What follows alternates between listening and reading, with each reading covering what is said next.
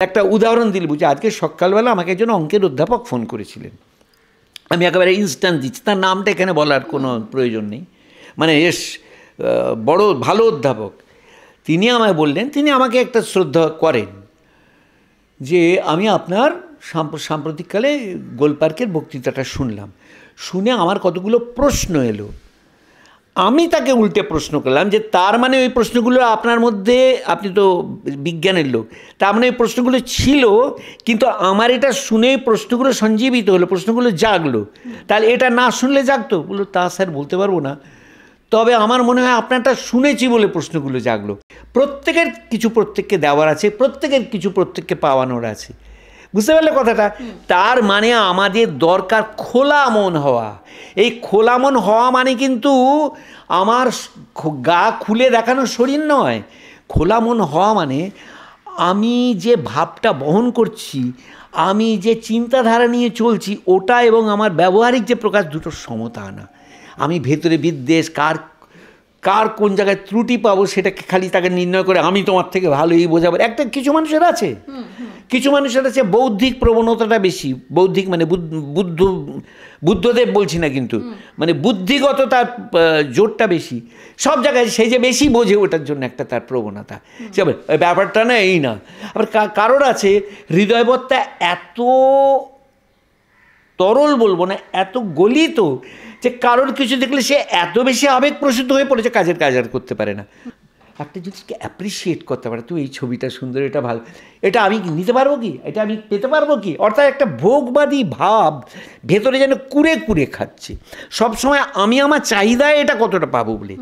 এটাকে ভালো লাগার ব্যাপারটা না। আমি যখন একটা ভালো গল্প শোনালাম কাউকে, কিংবা একটা ভালো কাহিনী তো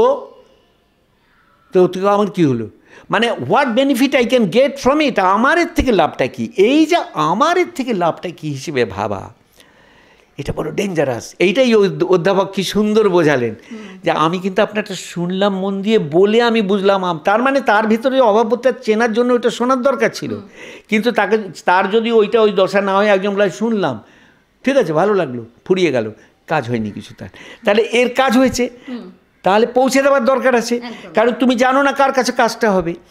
এই যে আমি বোঝাতে পারলাম কথাটা, এই যে ক্লিনলি একটা জিনিসকে মানুষের কাছে এনে, ভাই তোমাদের গিলতে হবে না এটা, কিন্তু যদি কারোর কাজে লাগে, যদি এটা থেকে কেউ ফলো আপ করতে পারে, যদি এটা থেকে কিছু আহরণ করতে পারি, সেটা তাকে কিন্তু উৎসাহ দিও।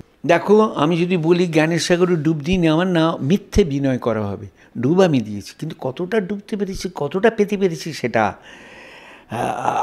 আমি আমার জায়গা থেকে ভরে, আমি হয়তো ছোট্ট পাত্র, তাই এইটুকুতে ভরেই আমি মনে করছি একটু একদম পুরো ভরে গেছি, কিন্তু খুব বড় পাত্র যারা, তাদের মধ্যে তো জ্ঞানের সাগরের অনেকটা বেশি এসছে, সেদিক দিয়ে আমি হয়তো তুচ্ছাতি তুচ্ছ, কিন্তু তবুও আমার যে ক্ষুদ্র আধার, সেই ক্ষুদ্র আধারে আমি পরিতৃপ্ত, আমার কোনো সংশয়ের জায়গা সেখানে নেই। এখন যেটা আছে যে এটা অন্যের কাছে শেয়ার করা, অন্যের জন্য কাজে লাগানোর জন্য আমার কোনো জায়গা আছে কিনা, তাতে স্তোত্র স্তব নিশ্চয়ই একটা অঙ্গ।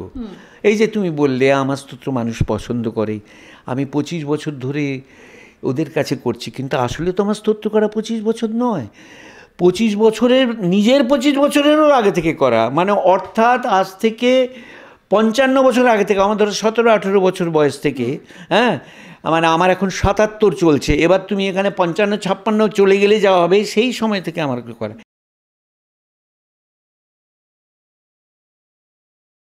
ওখানে যদি তুমি কাব্যিকভাবে বলো কি করবেন, হৃদয়ের বিশুদ্ধ প্রেম জেগেছিল, সেটার মধ্যে সত্য হয় বলো না, আমাকে বিবেকের প্রাধান্য দিই। ইউ বাংলা টিভি, হৃদয় ছুঁয়ে যায়।